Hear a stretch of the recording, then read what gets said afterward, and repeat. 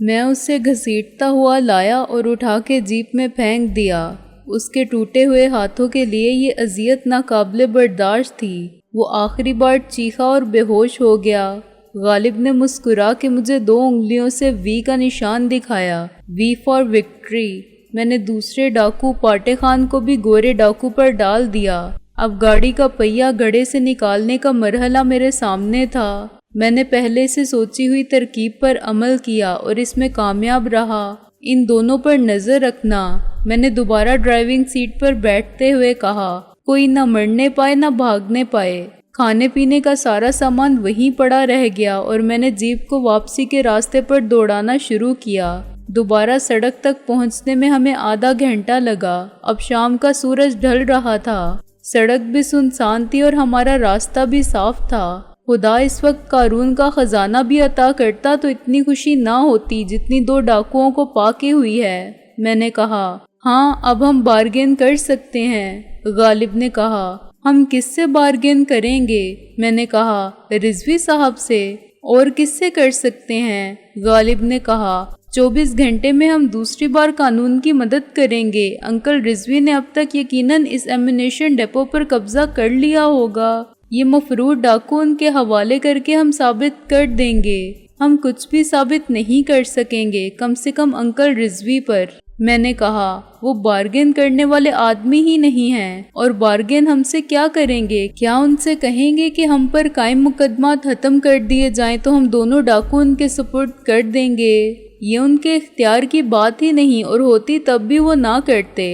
وہ صاف کہیں گے کہ ٹھیک ہے، قانون تمہاری خدمات کے اعتراف میں سزا کم کر سکتا ہے، مگر اس کے لیے ضروری ہے کہ پہلے تم خود کو قانون کے حوالے کرو۔ ہمارا اتنا بڑا کارنامہ، بلکہ اتنے بڑے کارنامے ان کے نزدیک کوئی اہمیت نہیں رکھتے۔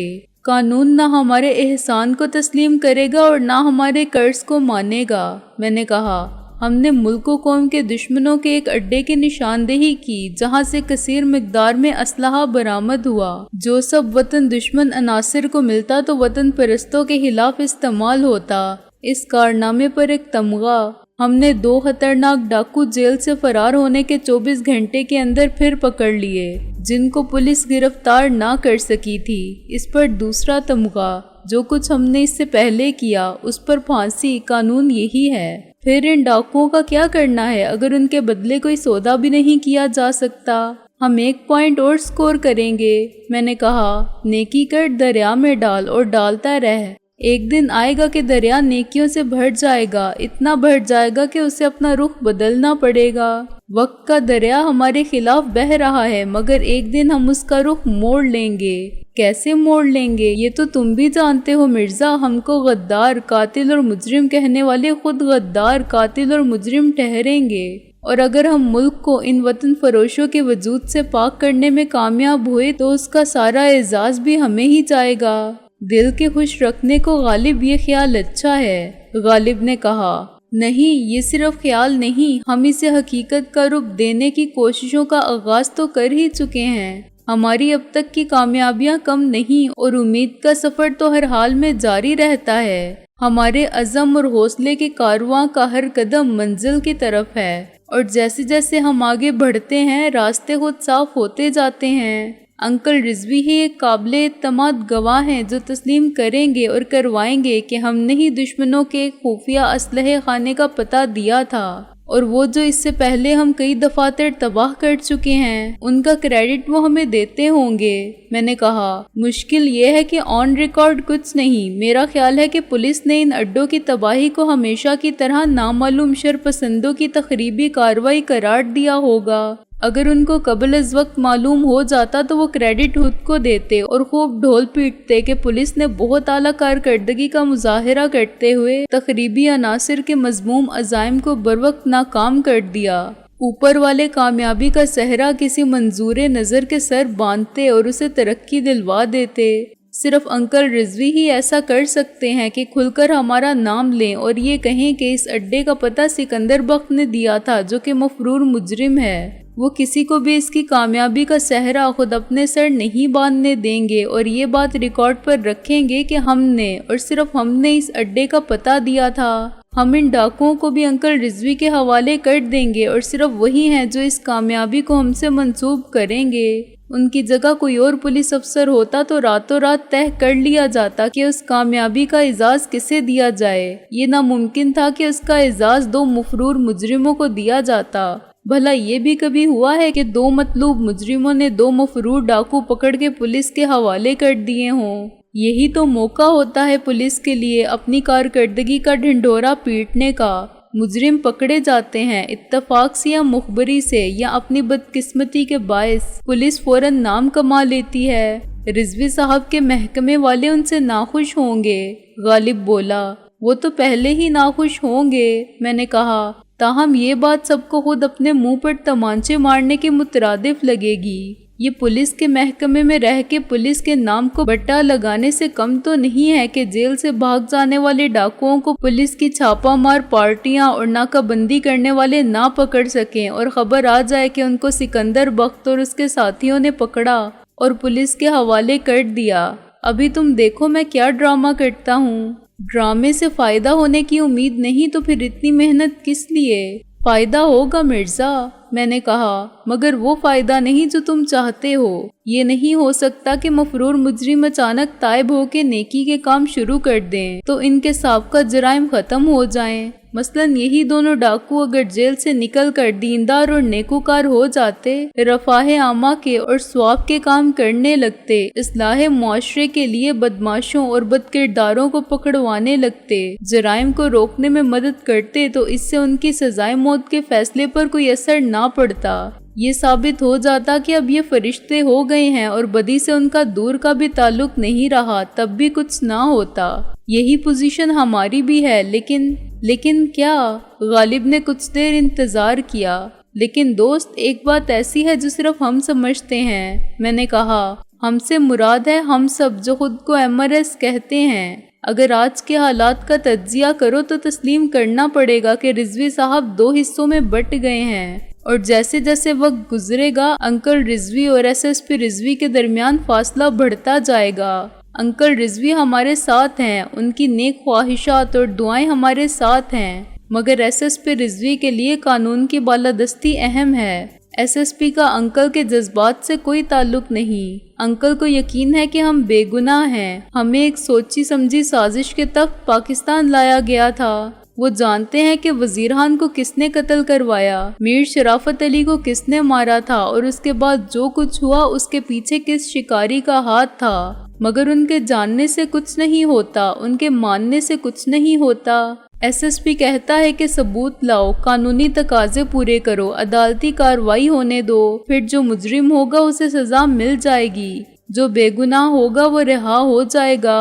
وہ نظام انصاف کو برا نہیں سمجھتے، مگر یہ جانتے ہیں کہ اس کو مفاد پرست کس طرح استعمال کر رہے ہیں، اور اب اس نظام میں جتنی خرابیاں پیدا ہو چکی ہیں وہ کیا ہیں۔ لیکن وہ اکیلے اس پورے نظام کو نہیں بدل سکتے، وہ اس کے خلاف بغاوت بھی نہیں کر سکتے کیونکہ وہ خود اسی نظام کا حصہ ہیں۔ وہ زیادہ سے زیادہ احتجاج کرتے ہوئے پولیس کی نوکری چھوڑ سکتے ہیں، اس سے بہتوں کا بھلا ہوگا۔ پولیس کے بدعنوان اہلکار جو ان کی وجہ سے مجبور تھے آزاد ہو جائیں گے۔ ان کی موجودگی سے اگر بدعنوانی کی غلاظت کے ڈھیر میں 1% کا اضافہ رکا ہوا ہے تو یہ بھی بہت ہے۔ ان جیسے 100 افسر ہوتے تو یہ کوڑے کا ڈھیر نظر ہی نہ آتا جس پر بہت سے عزت داروں کے ضمیر اس طرح پڑے ہوئے ہیں جیسے اکثر نوزائیدہ معصوم بچوں کی لاشیں پڑی ملتی ہیں۔ کچھ لوگوں کو اب بھی یہ کوڑے کا ڈھیر نظر نہیں آتا، غالب بولا۔ انہوں نے اپنی آنکھیں بند کر لی ہیں، ایک دن وہ آنکھیں کھولنے پر مجبور ہوں گے مرزا، میں نے کہا۔ اس وقت جب انہیں احساس ہوگا کہ ان کے چاروں طرف غلاظت اور کوڑے کے ڈھیر اتنے اونچے ہو گئے ہیں کہ وہ خود اس گندگی میں ڈوب چکے ہیں اور کوڑے کے متعفن ڈھیر کا ایک حصہ بن گئے ہیں۔ اس طرح کیا ہم انکل رضوی کی مشکلات میں اضافہ نہیں کر رہے ہیں؟ یہ خیال تو مجھے بھی آتا ہے، میں نے کہا۔ جیسے جیسے ہم اپنی بے گناہی اور مظلومیت ثابت کرتے جائیں گے اتنا ہی انکل رضوی اور SSP رضوی کی 2 شخصیتوں کے درمیان نفاق بڑھے گا۔ ان کے دل اور دماغ کی جنگ میں شدت آتی جائے گی۔ ان کے لیے اپنے وجود کے دونوں برسر پیکار حصوں کو یکجا اور متحد رکھنا دشوار ہوتا جائے گا۔ پولیس والا بھی گوشت پوست کا بنا ہوا آدمی ہوتا ہے جو احساس رکھتا ہے۔ ایس ایس پی کب تک ثبوت کو ڈھال بنائے گا؟ سچائی بالآخر ان کو ہتھیار ڈالنے پر مجبور کر دے گی۔ ایک وقت آ جاتا ہے جب سچ کسی ثبوت کا محتاج نہیں رہتا اور اسے تسلیم کرنا ہی پڑتا ہے۔ یار یہ سامنے کوئی بڑی سڑک آ رہی ہے، غالب نے اچانک کہا۔ ہاں میں بھی دونوں طرف کی ٹریفک کو دیکھ رہا ہوں۔ اب ہمارے لیے خطرناک علاقہ شروع ہوگا، غالب نے کہا۔ اس جیپ میں ہمارے پکڑے جانے کا خطرہ زیادہ ہے، اس میں ہمارے بچ کے نکل جانے کے امکانات بھی زیادہ ہیں، میں نے کہا۔ اگر ہمیں روکے گی تو صرف پولیس، پبلک سے ہم کو خطرہ نہیں ہے۔ پولیس نے اب تک چوری ہو جانے والی جیپ کے نمبر وغیرہ کی تشہیر کر دی ہوگی، غالب بولا۔ کیا خیال ہے ان پولیس والوں نے سچ بولا ہوگا؟ افسران بالا کے سامنے تو سچ ہی بولا ہوگا، لیکن افسران بالا محکمے کی بدنامی کے ڈر سے حقائق کو بدل کر پیش کریں گے، میں نے کہا۔ خبر یہی آئے گی کہ دونوں مفرور ڈاکوؤں نے اپنے ساتھیوں کی مدد سے پولیس پارٹی پر حملہ کیا اور ان کا اسلحہ اور جیپ بھی لے گئے، اور ڈاکوؤں کا حلیہ وہ کیا بتائیں گے؟ وہی جو ہمارا حلیہ تھا، غالب ہنس کر بولا۔ انہیں اچھی طرح معلوم ہے کہ ہم میک اپ میں نہیں تھے اور ہم کو پاٹے خان یا گورا ڈاکو نہیں سمجھا جا سکتا، لیکن ان کو اپنی عزت تو بچانا ہے۔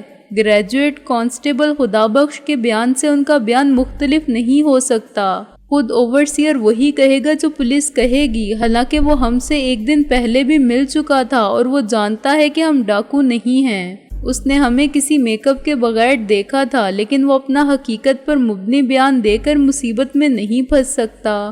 وہ بھی کہے گا کہ پاٹے خان اور گورا ڈاکو زبردستی اس کی کار میں بیٹھے، آگے پولیس نے راستہ روکا تو ان کے ساتھی آ گئے اور وہ سب کچھ چھین کر لے گئے، اسلحہ، گاڑی اور وردیاں۔ پولیس نے بڑی بہادری سے مقابلہ کیا، مگر وہ تعداد میں زیادہ تھے اور ان کے پاس خطرناک قسم کا جدید اسلحہ تھا، وغیرہ وغیرہ۔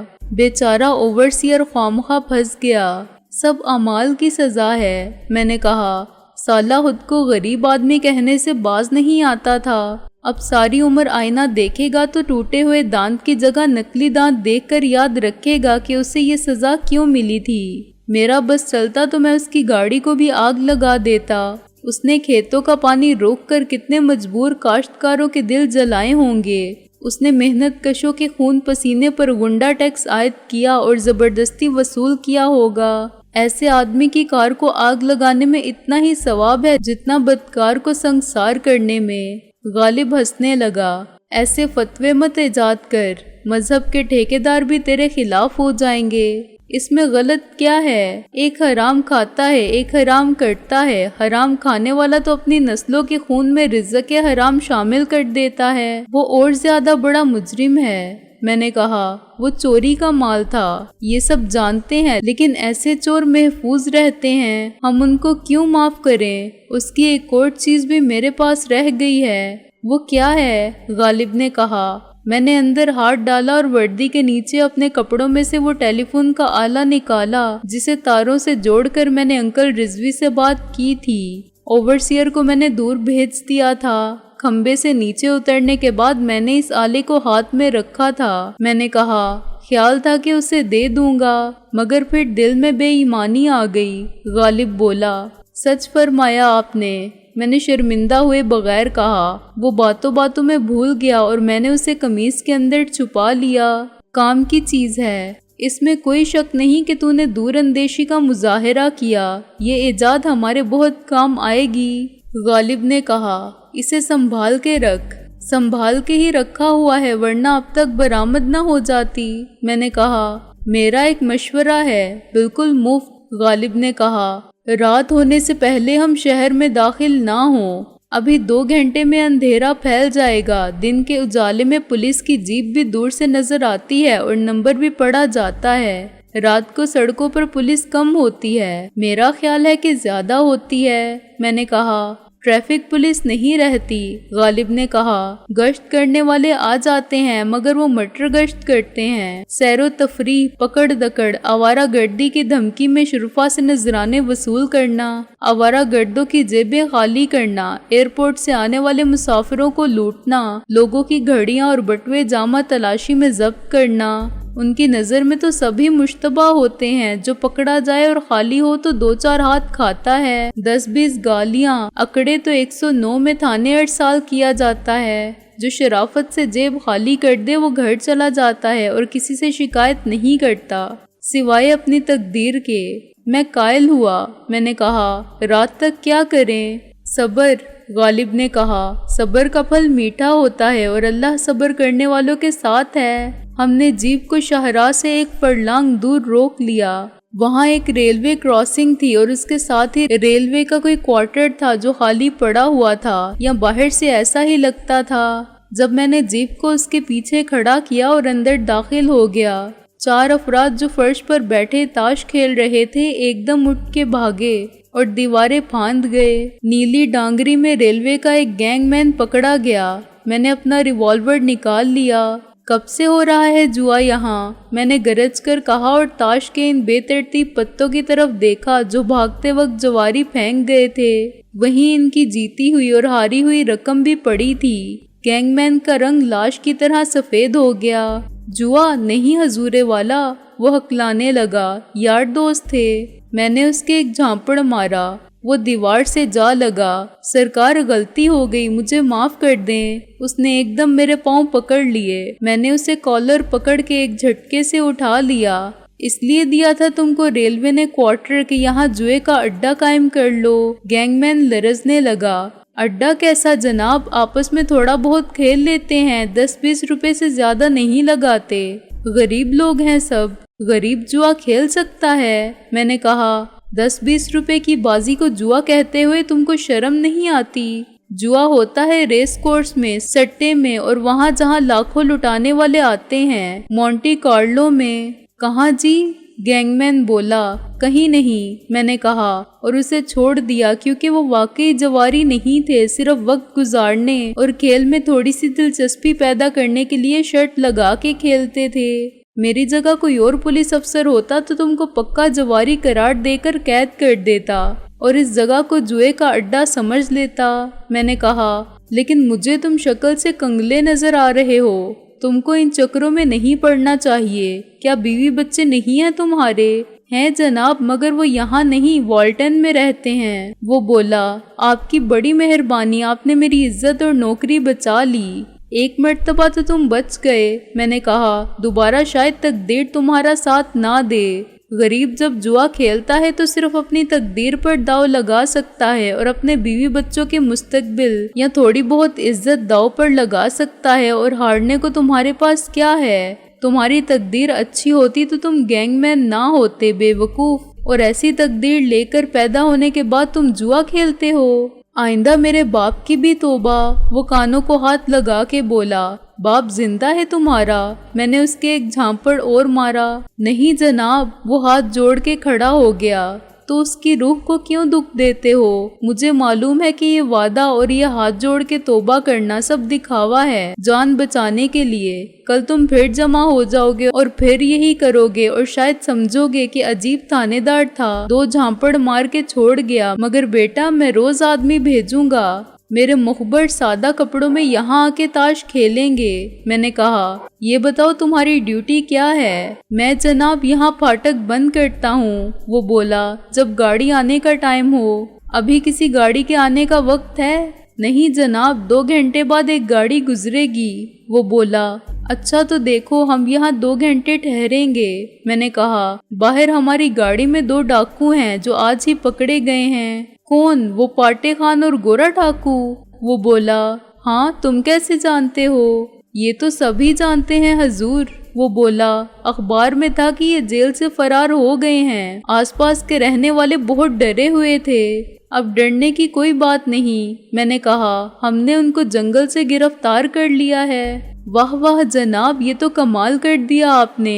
वो खुशामदाना लहजे में बोला। ان دونوں کی علاقے میں بڑی دہشت ہے، سب یہی کہتے تھے۔ اب پھر پہلے کی طرح کسی کی جان و مال محفوظ نہیں رہیں گی۔ سب نے خدا کا شکر ادا کیا تھا جب وہ پکڑے گئے تھے۔ پارٹے خان کو تو 4 دن بعد پھانسی ہونے والی تھی، اب 4 دن بعد تو شاید نہ ہو، مگر خدا نے چاہا تو 4 ہفتے بھی نہیں لگیں گے۔ میں نے کہا اللہ کرے جی، بڑے گھر لوٹے انہوں نے۔ وہ ایک دم اداس ہو گیا۔ میرا گھر بھی تباہ کیا اس خنزیر کے تخم پارٹے خان نے۔ تمہارے ساتھ کیا ہوا تھا؟ میں نے ہمدردی سے کہا۔ میری بیٹی کا سارا جہیز لوٹ کر لے گئے تھے۔ وہ رونے لگا۔ اس کا رشتہ ختم ہو گیا، پھر وہ مر گئی، اس نے خودکشی کر لی، اسی ٹرین کی پٹری پر لیٹ گئی۔ ہائے او میری سونی دھی، کیسا نصیب لائی تھی تو؟ وہ یکلخت دھاڑے مار کے رونے لگا۔ میں نے اس کے کندھے پر تھپکی دی۔ صبر کرو بھائی، سزائے موت کی سزا گورے ڈاکو کو بھی سنائی جا چکی ہے اور اسے پھانسی ضرور ہوگی، مگر ان کو کبھی کوئی نہیں پکڑے گا جو تمہاری بیٹی کے اصل قاتل ہیں۔ وہ شریف ڈاکو جہیز کے نام پر لڑکی والوں کو لوٹتے ہیں۔ کیا وہ جہیز کے بغیر تمہاری بیٹی کو نہیں لے جا سکتے تھے؟ وہ رشتہ ختم نہ کرتے تو تمہاری بیٹی خودکشی کیوں کرتی؟ وہ لے جاتے تو کون سا خوش رکھتے؟ وہ آنسو پونچھ کے بولا۔ وہ ساری عمر تانے سہتی، عذاب جھیلتی، جل جل کے مرنے سے پہلے بہت دکھ اٹھاتی، اور وہ سارے دکھ ہم بھی اٹھاتے۔ اچھا ہوا ایک ہی بار مر گئی، ہم نے بھی صبر کر لیا، مگر حضور مجھے اس ڈاکو کی صورت تو دکھاؤ، میں اس کو اندر لاتا ہوں۔ میں نے کہا مگر شرط یہ ہے کہ تم خود پر قابو رکھو گے۔ میں پہلے غالب کو اٹھا کے اندر لایا، پھر باری باری ان دونوں ڈاکوؤں کو۔ اب وہ دونوں ہوش میں تھے۔ پارٹے خان کی حالت کچھ بہتر تھی، مگر گورا ڈاکو اپنی ٹوٹی ہوئی ہڈیوں کی تکلیف سے کراہ رہا تھا۔ کمرے میں ایک ہی چارپائی تھی جس پر میں نے غالب کو لٹا دیا تھا۔ خود میرے بیٹھنے کے لیے گینگ مین نے ایک سٹول فراہم کر دیا۔ دیکھ تھانے دار، پارٹے خان نے فرش سے سر اٹھا کے کہا، ہم سے سودا کر لے۔ میرے جواب دینے سے پہلے ہی گینگ مین اس پر پل پڑا۔ اپنی بیٹی کے خون کا بدلہ لینے کی آرزو اس پر ایک جنون بن کے سوار ہو گئی اور وہ مجھ سے کیے ہوئے وعدے کو بھول گیا۔ تو سودا کرے گا؟ کس کس سے سودا کرے گا؟ پہلے میری بیٹی کی زندگی کی قیمت دے، تیری تو۔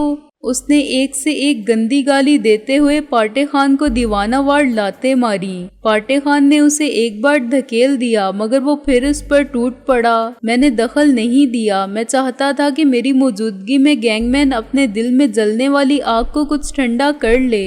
اس کے تو خواب و خیال میں بھی نہ ہوگا کہ وہ شخص جس کے خلاف اس کے وجود میں نفرت کا زہر بھرا ہوا تھا، یوں بے بس اور لاچار اس کے سامنے لایا جائے گا۔ عام حالات میں پارٹے خان پھر اس گینگ مین کے سامنے آتا تو وہ ہاتھ جوڑ کر اس کے سامنے گریہ وزاری کرتا اور پوچھتا کہ سب کچھ تو لے گئے ہو، اب کیا لینے آئے ہو؟ مگر یہ صورتحال قدرت کے نظام انصاف نے پیدا کی تھی کہ وقت کی بساط الٹ گئی تھی۔ ظالم اب مظلوم تھا اور جو کل مظلوم تھا اس کو ظلم کا حساب برابر کرنے کا موقع مل گیا تھا۔ میں نے غالب کو مختصراً گینگ مین کے ساتھ ہونے والی ظلم کی کہانی سنا دی۔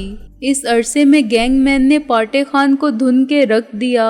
اس نے پارٹے خان کی 2 پسلیاں ٹھڈے مار مار کے توڑ دیں اور اس کے سامنے والے دانت توڑ دیے، اس کے کپڑے تار تار کر دیے اور کسی وحشی درندے کی طرح اس کے جسم کو ریزہ ریزہ کرنے کی کوشش کرتا رہا، مگر وہ جوان آدمی نہیں تھا اور پارٹے خان میں ابھی تھوڑی بہت مزاحمت کی قوت باقی تھی۔ پارٹے خان مار کھاتا رہا۔ گینگ مین ہانپنے لگا، چلاتے چلاتے اور گالیاں دیتے دیتے اس کا گلا بیٹھ گیا۔ وہ اپنی بیٹی کو نام لے کر پکارتا رہا اور پارٹے خان پر مسلسل حملے کرتا رہا۔ اگر وہ خالی ہاتھ نہ ہوتا تو یقیناً پارٹے خان کو قتل کر دیتا۔ میں بھی یہ جانتا تھا کہ وہ اس جنونی کیفیت میں پارٹے خان کو چیر پھاڑ کے رکھ سکتا ہے، چنانچہ میں بہت چوکس بیٹھا رہا۔ 2 مرتبہ گینگ مین نے پارٹے خان کا گلا گھونٹنا چاہا، لیکن پارٹے خان نے اسے دھکیل دیا۔ پھر اچانک گینگ مین نے ادھر ادھر دیکھا اور ایک کونے کی طرف لپکا۔ میں سمجھ گیا کہ اب وہ کیا کرے گا۔ اس کے واپس آنے سے پہلے ہی میں اٹھ کھڑا ہوا۔ وہ سبزی کاٹنے والی چھری لے کر آیا تو اس نے مجھے اپنی راہ میں مزاحم پایا۔ ہٹ جاؤ تھانے دار صاحب، میں اس کتے کا خون پیوں گا۔ گینگ مین چلانے اور ہانپنے لگا۔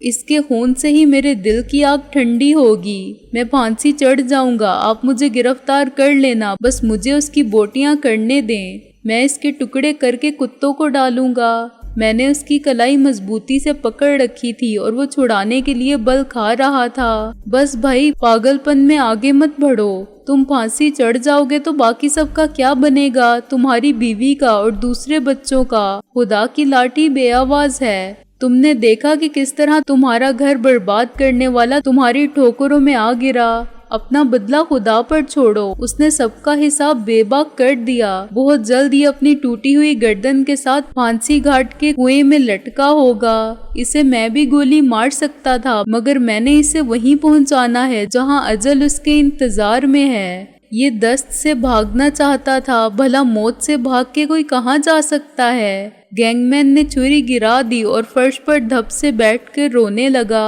اور میں نے چھری اٹھا کے دور پھینک دی۔ اس ڈاکو سے بھی تم نے کچھ کہا تھا جو جہیز کے نام پر تمہارے گھر میں ڈاکہ ڈالنے آیا تھا؟ میں نے کہا، اس سے تم نے کچھ نہیں کہا ہوگا، الٹا تم نے اس کے سامنے ہاتھ جوڑے ہوں گے، اس کے قدموں پر سر رکھ دیا ہوگا یا اپنی پگڑی ڈال دی ہوگی، کہا ہوگا کہ میری عزت اب تمہارے ہاتھ میں ہے۔ یہی کیا تھا نا، سب یہی کرتے ہیں، کوئی یہ نہیں سمجھتا کہ وہ شخص تو خود بے غیرت ہے جو غریب آدمی کے بساط سے بڑھ کر جہیز کا مطالبہ کرتا ہے اور جہیز کے بغیر اس کی بیٹی کو ایسے ٹھکرا دیتا ہے جیسے کوئی طوائف ہے۔ دونوں کا فعل ایک ہی ہے، مگر طوائف صرف عورت کہلاتی ہے۔ تم پر لازم تھا کہ اس ڈاکو کے ساتھ بھی یہی سلوک کرتے، اس کی پگڑی اتار کے اسے ٹھوکریں مارتے، اسے بھی اتنا ہی بے عزت کرتے جتنا اس نے تمہیں کیا۔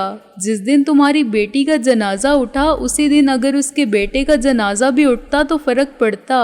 ان سب کو فرق پڑتا جن کی بیٹیوں کی باراتیں لوٹ گئیں یا رشتے ٹوٹ گئے، مگر تم اس کے ہاتھوں بھی ذلیل ہوئے اور تم نے خود کو بھی ذلیل کیا۔ اس نے تو اپنے بیٹے کی بارات اتنی ہی دھوم دھام سے کہیں اور پہنچا دی ہوگی، تم نے اس ڈاکو کو مارا۔ یہ تو ڈاکو ہے، اس کی کوئی عزت نہیں، مگر اس عزت دار ڈاکو کا تم کچھ نہ بگاڑ سکے۔ یہ تم کیا کر رہے ہو؟ غالب نے مجھے اونچی آواز میں ٹوکا۔ تم اسے قتل پر اکسا رہے ہو۔ اگر اس نے اب برا انگیختہ ہو کے اس لڑکے کا، اس کے باپ کا اور پھر لڑکے کی بیوی کا خون کر دیا تو سوچو کیا ہوگا۔ 3 گھر تباہ ہوں گے، اس کا اپنا، اس لڑکے کا اور اس دوسری لڑکی کا جو بے قصور ہے۔ مجھے ہوش آ گیا۔ تم ٹھیک کہتے ہو، یہ انصاف تو اسی وقت ہونا چاہیے تھا جب ظلم ہوا تھا، اب بہت دیر ہو گئی۔ ہاں جی، اب تو بہت دیر ہو گئی، گینگ مین نے کہا۔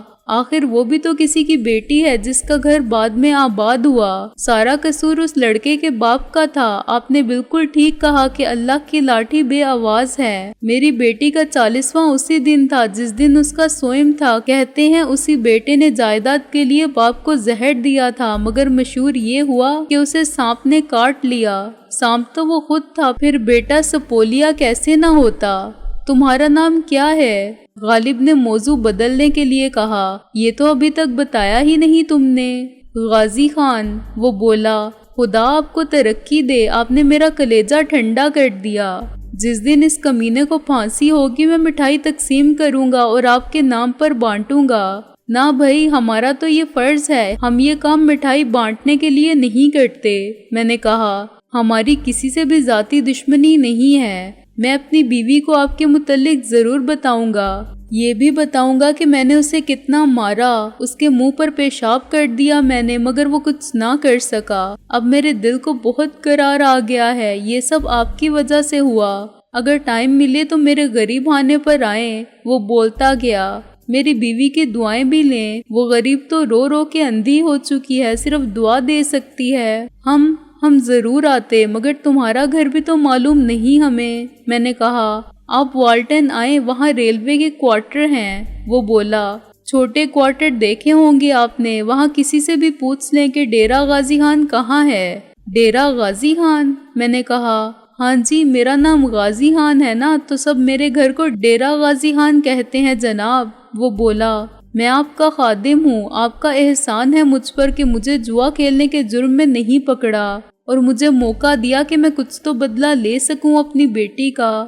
غازی خان، تمہاری بیوی کیا بالکل اندھی ہو چکی ہے؟ غالب نے پھر بات کا رخ پلٹا، کیونکہ غازی خان گھوم پھر کے اپنے انتقام پر آ جاتا تھا۔ ہاں جی، ابھی تو بالکل اندھی ہے، ڈاکٹر کہتے ہیں بڑا آپریشن ہوگا۔ وہ بولا، 2500 روپے لگیں گے۔ غریب کے پاس 2500 کہاں جناب، کافی ہے جتنی دنیا دیکھ لی۔ لیکن سرکاری ہسپتال بھی تو ہے، میں نے کہا۔ وہاں بھی ہمیں کون پوچھتا ہے، کہتے ہیں ریلوے ہسپتال جاؤ، اور ریلوے ہسپتال اب خود جا کر دیکھ لیں۔ وہ مایوسی سے بولا، کیا فائدہ دھکے کھانے میں نے غالب سے مشورہ کیا۔ بات صرف 2500 کی تھی، جس سے ایک بدنصیب عورت کی بینائی واپس آ سکتی تھی۔ پاٹے خان کی پھانسی سے اس کی بیٹی واپس نہیں مل سکتی تھی، لیکن بیٹی کے ساتھ چلی جانے والی بیوی کی آنکھوں کی روشنی اس سے صرف 2500 روپے کی مسافت پر تھی، مگر اس کی دسترس میں نہ تھی۔ اسے 2500 میل پیدل چل کے اس روشنی کو واپس لانا پڑتا تو وہ اپنی شریک حیات کے لیے سفر کی ہر صعوبت برداشت کر لیتا اور اسے آنکھوں کا نور لا دیتا، مگر 2500 روپے لانا اس کے بس کی بات ہی نہ تھی۔